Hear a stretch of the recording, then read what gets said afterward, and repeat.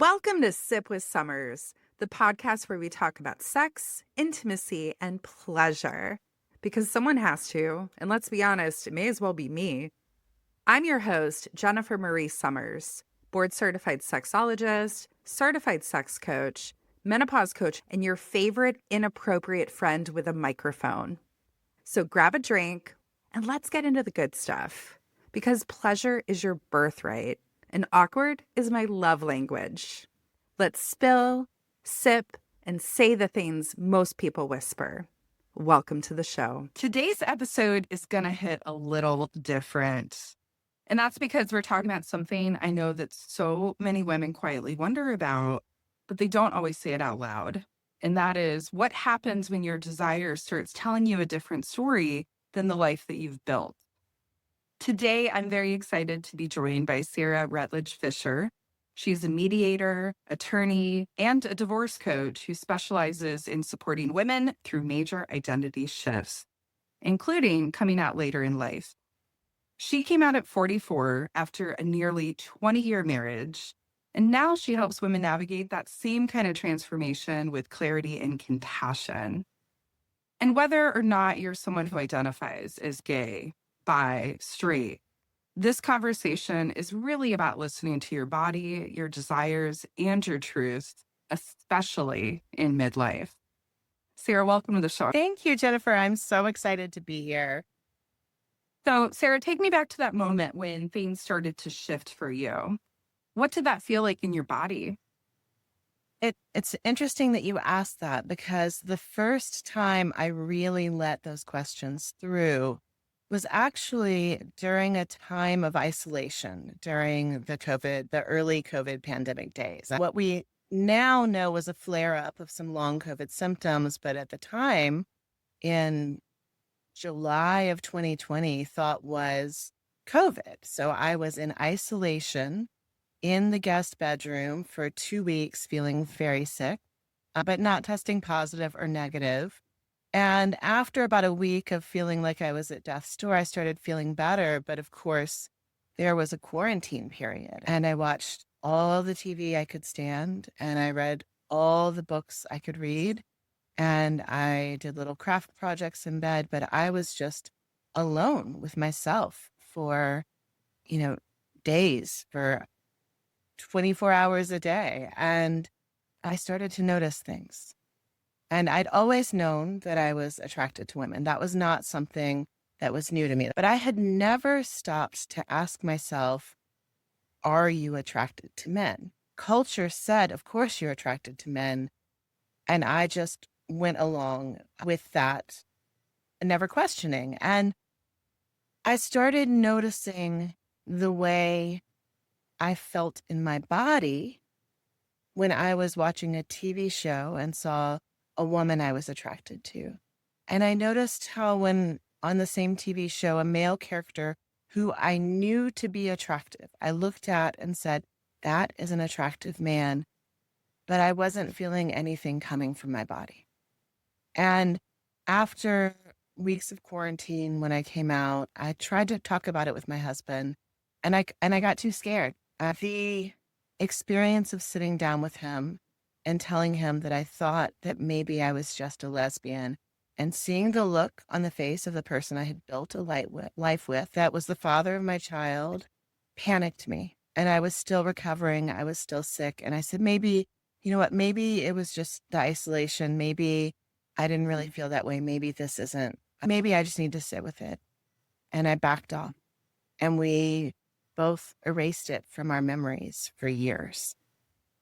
And then I'm going to say 2 or 3 years later, we had a period where we were out of our house. We had had some floor damage. The floors were being replaced, and we were in a rental property. And I was having a flare-up of these long COVID symptoms. I just didn't have much energy. I spent most days, he and my son would leave the house, and I would just sit there and work on my computer, rest. And again, day after day, I was by myself, and the thoughts started coming through, and I knew. And this time, I didn't go to him with it first. I went to my therapist, and I said, I think maybe I'm really a lesbian and I'm going to have to come out and tell my husband, and it's going to ruin everything. I'm going to blow up my whole life. And I had been seeing her for several years at that point. She's an incredible therapist. And she got this look on her face that I know now. It's kind of and I, this look where she's like trying to decide whether or not to say something, how she could say something to just nudge me that tiny step further I need. And I said, "What, Julia, what? I can see the look on your face." And she said, I don't know, maybe I shouldn't say anything." And I said, "Please, I need you to tell me." And she said, "When you first started coming to see me, 3 months in after we first navigated the big issue that brought me to see her, you came in and you were very high energy and you talked nonstop for 45, 50 minutes about everything that was going on in your life. And then in the last 5 minutes, you said, 'I'm really afraid that maybe I'm secretly a lesbian and I'm going to figure that out and I'm going to blow up my whole life and everything will be ruined.'" And she said, "We talked about it for 5 minutes. And then I left and I came back to the next session. And I came in very ready to talk about something specific. I had something on my mind we needed to address. It was an immediate stressor. And I completely acted like that had never happened." She said I'd done that just about once a year the entire time I've been seeing her. And I said, and I don't know, I'm not a therapist, I'm not a mental health provider. And I know it was a very tricky ethical moment for her to decide whether to share that history with me or not. But I said, I do not want to do that again. I cannot go back. I know what I know, and I need to figure out a way to not hide this from myself again. And so I made a note in my phone that said, "Talk to Julia about, what for the next session." I made sure that I couldn't hide it from myself because the forces of my world, my family, our culture, just the inertia, the weight of, decades of relationship. I sat with it and talked with her about things for probably a month before I sat down with my then husband and had the same conversation for a second time. But this time I had support and I had made a plan, and I knew that I couldn't back away, even if he was hurting, even if it caused him pain, even if it was going to be hard. And it was. I wouldn't change any of it. I have to imagine that when you have that realization that there has to be some feeling around living a lie almost, and not that it's not just affecting you, right? It's you, it's your child, it's your partner. And how can we all live in authenticity and really live our truest selves? And yes, there's going to be some pain with that, but I have to imagine the pain would have been much worse, Sarah, had you stayed in that situation and kept pushing that down. And you use the phrase living a lie. And for me, that kind of triggers some panic because for me and for so many of my clients who have been through this same journey or similar journey, we had taken on the responsibility of carrying everything for everyone. And so the idea that I had been living a lie was something that was really weaponized against me by some people who did not think that it could be possible that I had gone through this journey with honesty and good intentions. There were people who believed that I had intentionally deceived my husband for 18 years of marriage. Gosh. And it sounds bizarre, right? I mean, who would or could or why would someone do that? But I know that for these people, it is easier for them to believe that than to believe that they were around me when I was only living a half life, when I was squishing myself into a tiny little box where there was no air and I could barely breathe because that's where I thought I had to be. And I think that reality is too hard for them to hold and too hard for them to hold and look at their own lives. Maybe I know that it's something that must be deeply uncomfortable for them in order for them to choose instead this idea that it was intentional harm. And I have seen the same story in clients as I've been supporting them through their journey. They hear the same thing from people around them. But yes, stepping into truth, living life as a authentically grounded, centered person is, well, there's a lot of room to breathe here. Yeah. I'll take a breath to that. And I appreciate you being so vulnerable with your share, Sarah. I'm curious, why do you think so many women don't realize this until their 30s, their 40s, and beyond?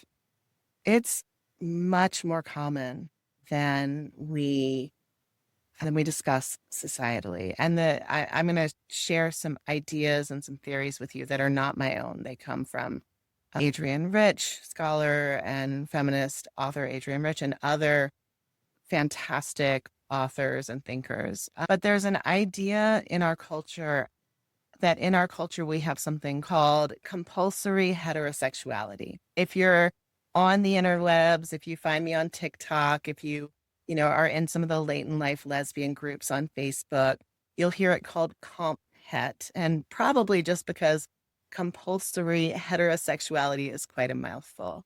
But the idea is that we live in a culture where everyone is assumed to be straight from before they can even talk.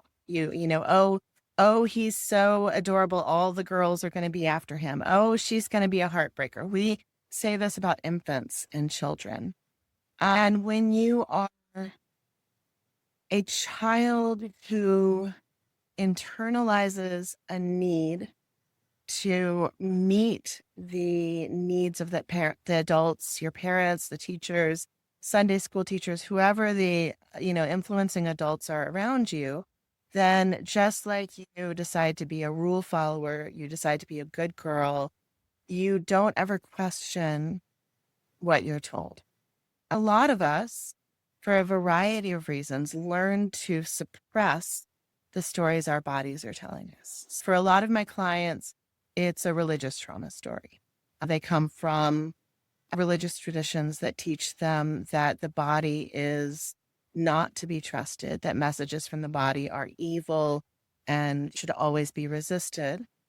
There's a lot of reasons that you can learn to not listen to your body, to notice the signals from your body and not trust them, or never even perceive those signals in the first place.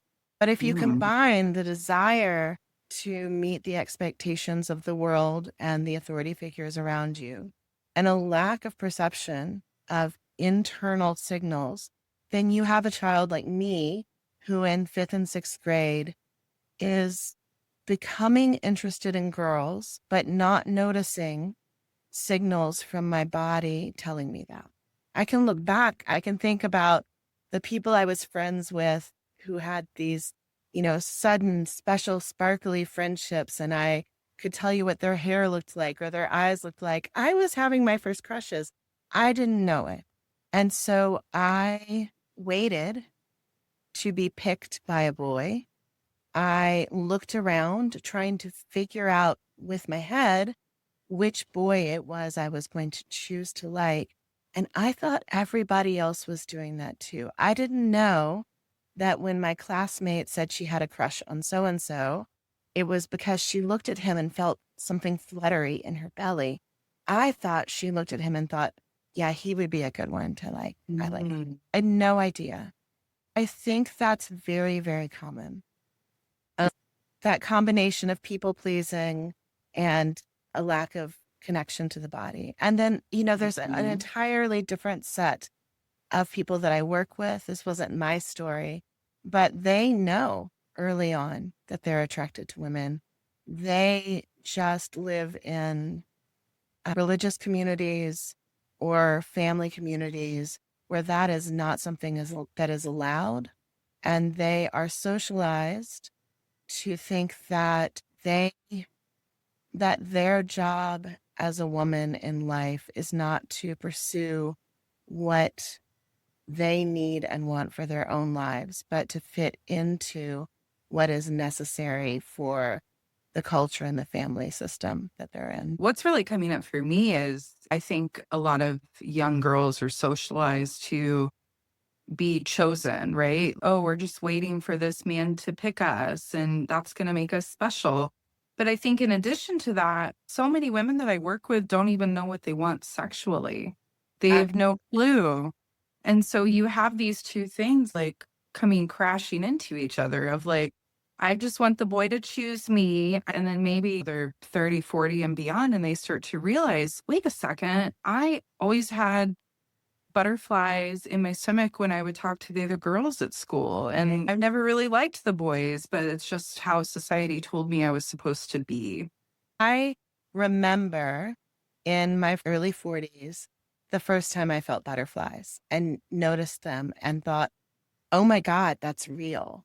I was going on a date with a girl that I'd been talking to, and I was, I think, on the phone or sending a voice message to a friend of mine, telling her about this person, and my toes curled under.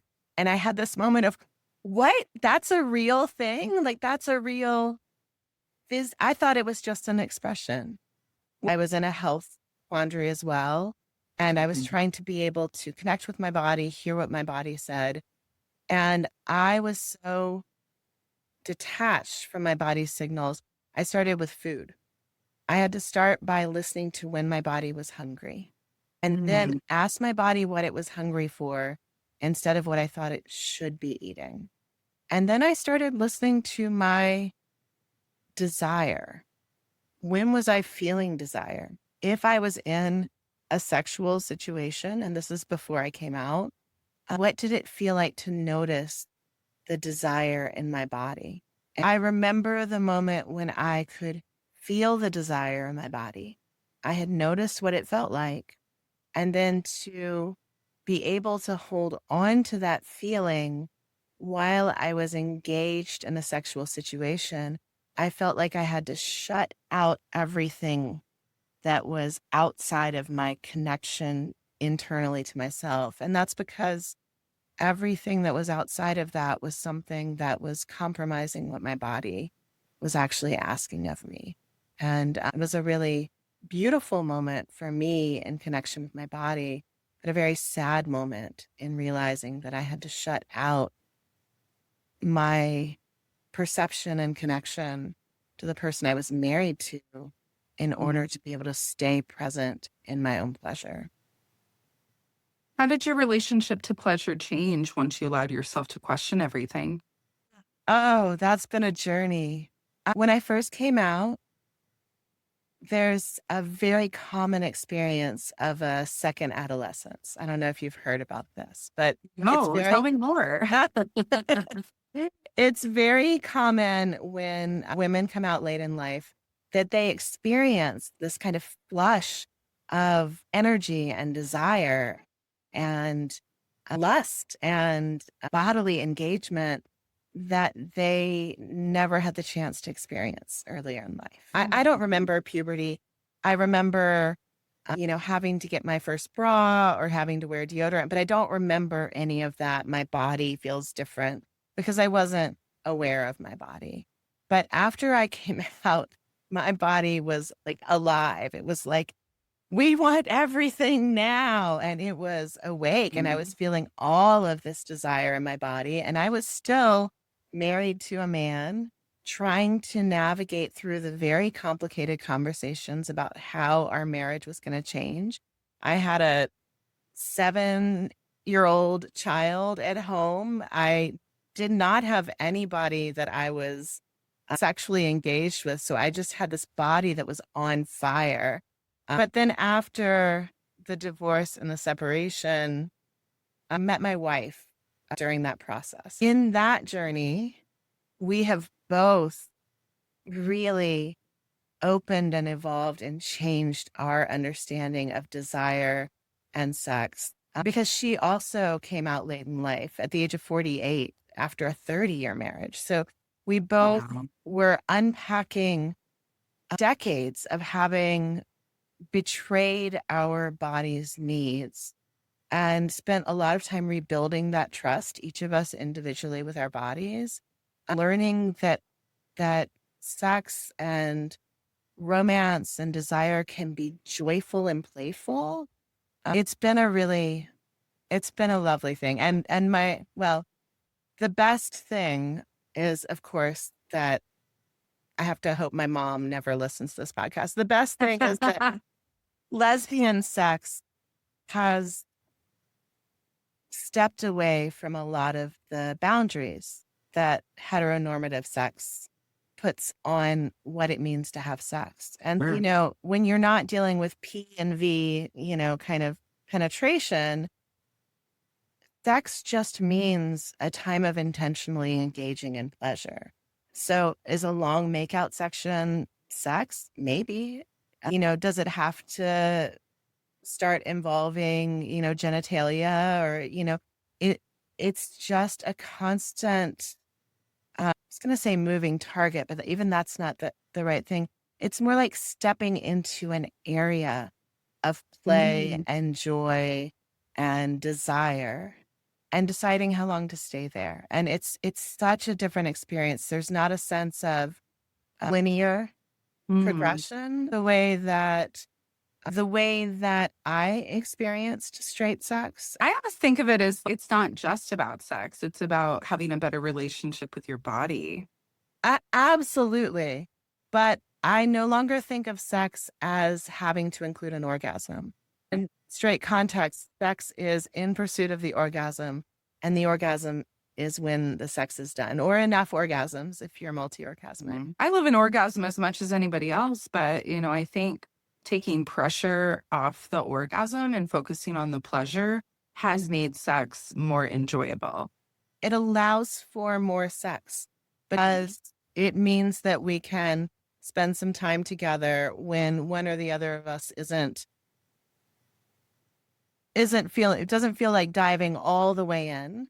And maybe we just cuddle for a little while or just make out for a little while. Sure. It's really been lovely. And but like I said, it's been a journey. We've been together for 3 years. So it takes some time. There was a lot of unlearning to do. And we both still have, our own journeys of our relationships to our bodies, our relationship to culture that we're still peeling the onion. I don't know that I'll ever be done that. Yeah, that's life, right? Like, once you know it all, it's like, where do you go from there? I want to I always be spiraling up. I don't want to ever find out. Yeah.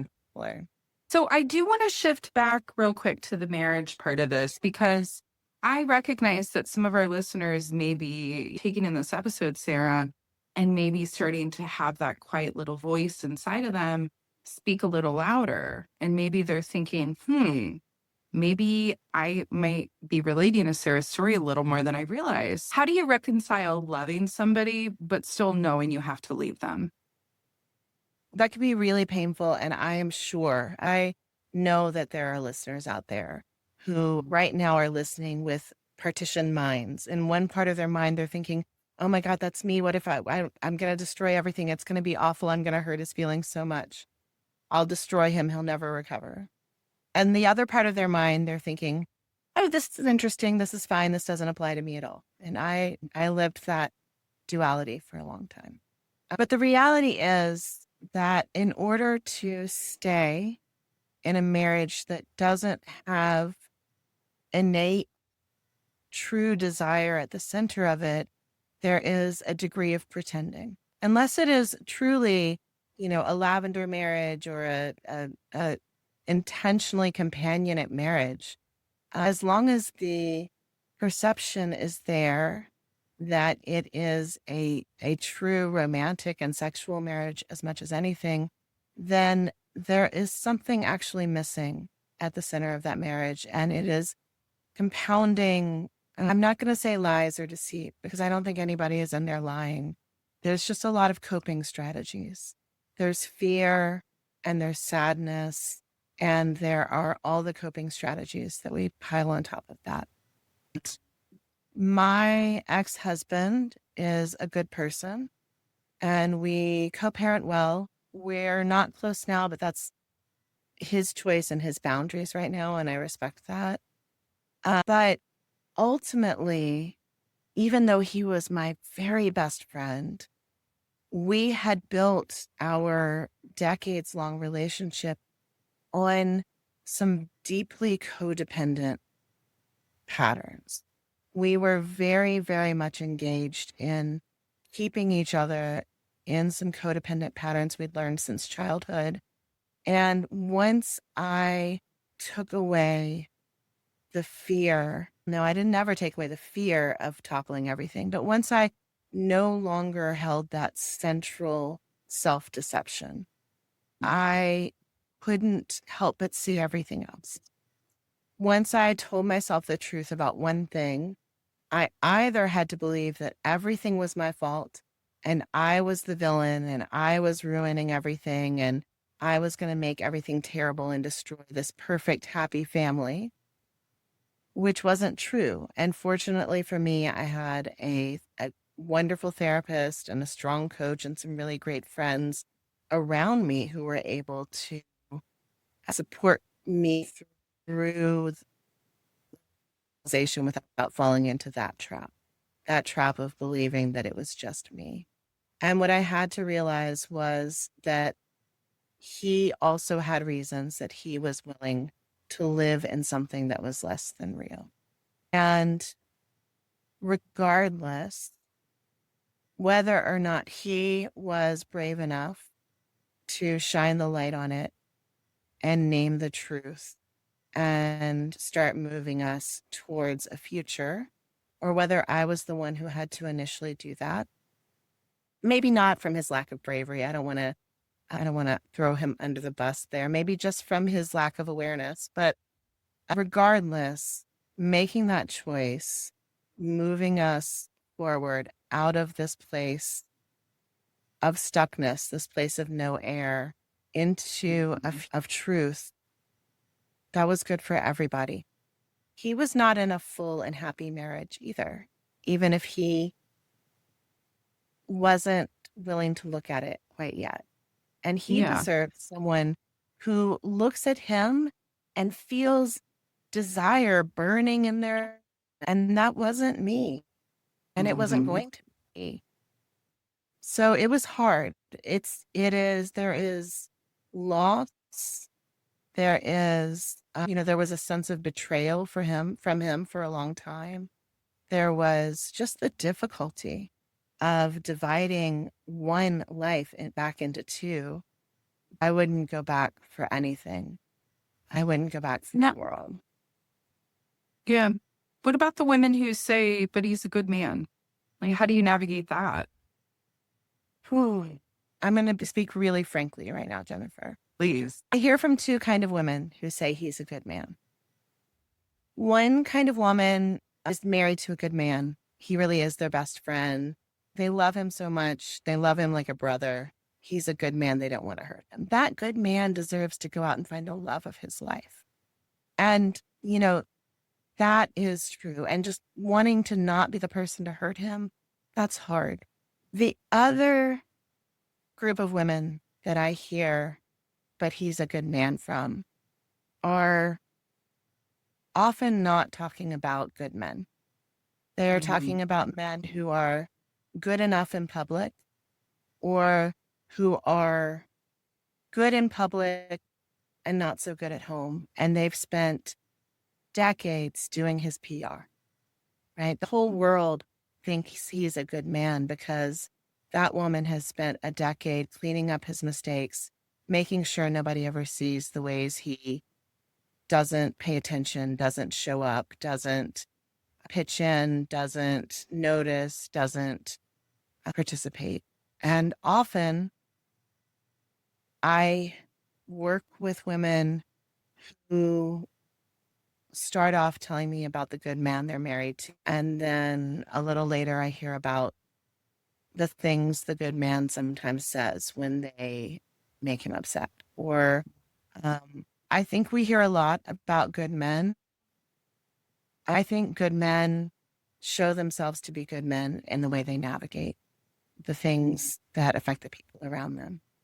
And if he's a good man, he might be hurt, but he's going to want a good life for you and a good life for himself and a good life for his children. And he's going to do the work and be strong enough to get through it.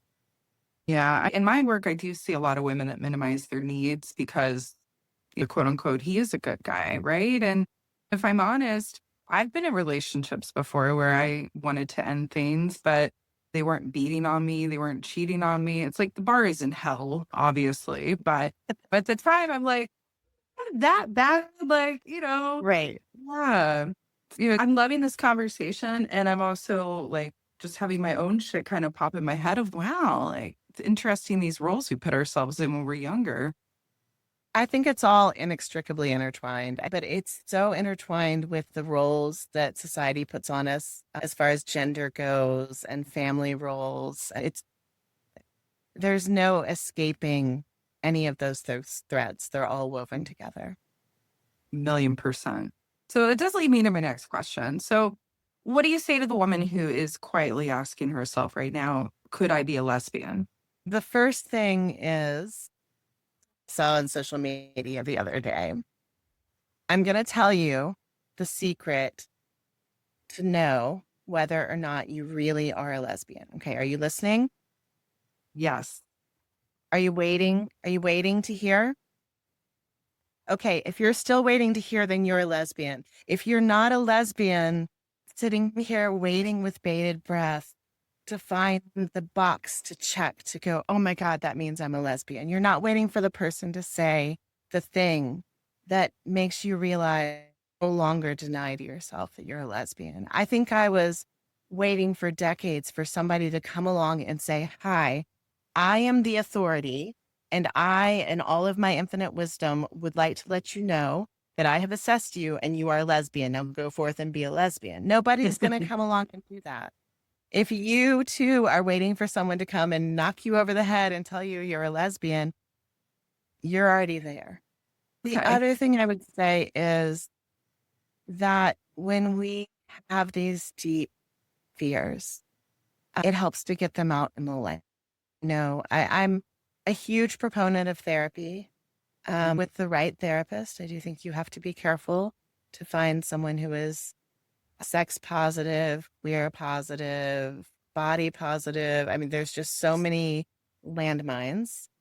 But with the right therapist, I think having that support to navigate that question is incredible. I work with clients all the time who think that they think they're coming out to themselves. And, even though I call myself a divorce coach, just because you're working with me doesn't mean you're heading for divorce, right? I've worked with clients who say, we're just going to stay in a platonic marriage and we're going to see other people. There's a lot of different paths that people can take. But no matter what, I would say, let yourself get support. Let yourself get help. We, in our culture of individualism, we think that it is shameful to need help.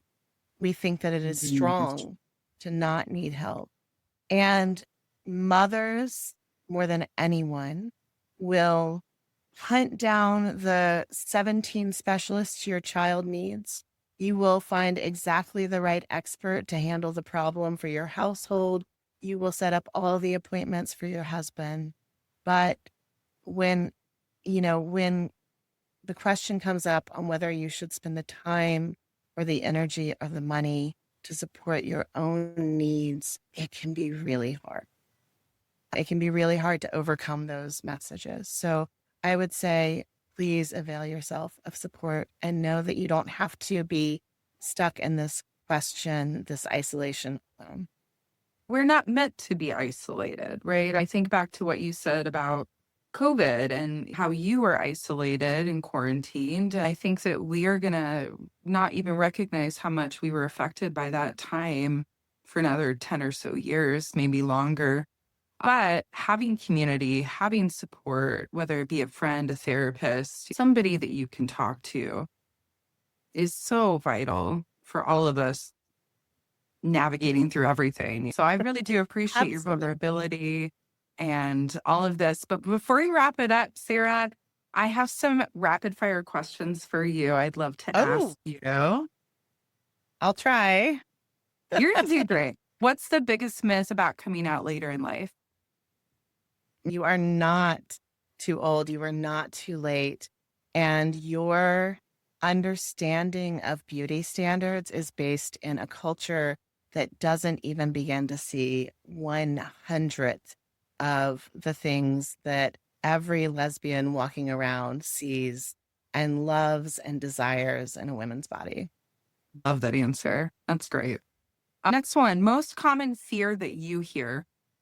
It's almost always phrased the same way I did. I'm going to come out and I'm going to blow up my life. I'm going to destroy my whole life. And there must be something floating around in the ether that gives us all that same phrase, but I hear it over and over. And every time I do, I'm sending this just love back to my own younger self that was stuck in that same thought loop over and over. Next one is, what's on the other side of that fear? There's a lot. There's joy and there's life and there's authenticity and connection and pleasure and all of that. But there's also a lot of work. I'm not going to pretend. Just coming out as a lesbian doesn't automatically mean you have unpacked all of the things about identity and culture and self that let you stay in that spot. So there's a lot of work to do, and there's a lot of joy, and there's community waiting for you and ready to cheer you on and support you through every bit of it. All right. The next one is, what's one thing you wish every woman knew about her desire? I wish every woman and every girl knew that desire is something you feel in your body, just like you feel your stomach growl when you're hungry. Think if someone had told me it that simply, I might have tried to pay attention, tried to notice it. All right. My last spicy question. Can women have the best sex of their lives after 40? Absolutely. Living proof.